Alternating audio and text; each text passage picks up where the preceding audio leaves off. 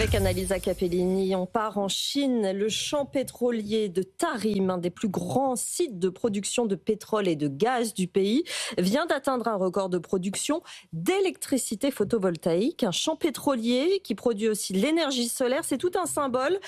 Et ça parle de la stratégie énergétique de la Chine, Annalisa. Oui, 2000 milliards de kilowattheures par an, c'est désormais l'énergie que produit ce site de Tarim. Ça correspond à la consommation annuelle de 2 millions de Chinois. Et justement, c'est surtout très symbolique. On voit en Chine fleurir ces champs pétroliers ou gaziers, en l'occurrence les deux, entourés après par des dizaines de milliers de panneaux solaires qui s'étendent sur des kilomètres et des kilomètres et qui créent donc des centres énergétiques immenses et très puissants avec un mélange d'énergie fossile, du pétrole et du gaz et des renouvelables. Alors pour ça, il y a une région clé, c'est le Xinjiang. C'est une région reculée qui se trouve dans le nord-ouest du pays, à 3000 km de Pékin. Et on en a beaucoup parlé parce que c'est la région des Ouïghours, cette minorité musulmane dont on entend surtout parler dans les scandales liés au travail forcé. Alors c'est une région immense mais qui est très peu peuplée. Elle est presque désertique avec pourtant beaucoup d'heures d'ensoleillement. On la compare au sud-ouest américain avec la Californie, l'Arizona par exemple,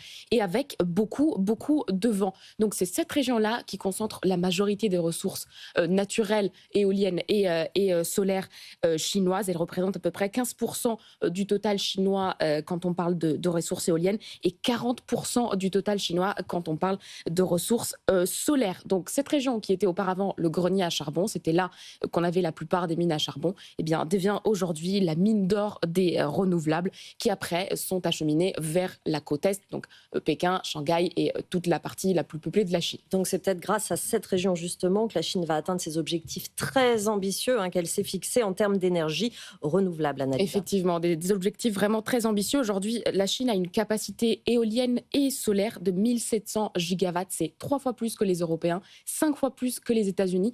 Pourtant, et c'est un objectif fixé par Xi Jinping, la Chine veut doubler cette capacité d'ici 2035 pour arriver à 3600 gigawatts. Donc les Chinois ont absolument besoin de cette région qui est stratégique pour leurs projets éoliens et solaires. Oui, pivoter du charbon, gaz, pétrole vers les renouvelables, évidemment, c'est une stratégie. Pourquoi c'est mis en place comme ça par la Chine ? Tout d'abord, c'est une question de souveraineté. En fait, la Chine commence à se rendre compte qu'il y a un paradoxe. Elle doit acheter du pétrole, par exemple, alors qu'elle a des ressources renouvelables absolument immenses qui suffiraient en ligne théorique à satisfaire tous les besoins internes et qu'elle pourrait en plus exporter. Donc le gouvernement chinois commence à se dire qu'il faut effectivement un peu plus exploiter les ressources chinoises. Il les compare souvent à un bol de riz, donc très symbolique de la Chine, effectivement, une ressource précieuse qui peut nourrir le pays, dans ce cas-là qui peut donner toute l'énergie au pays et donc il doit rester très solidement entre les mains des Chinois qu'il faut exploiter au maximum, à tel point que ces énergies renouvelables sont devenues l'un des piliers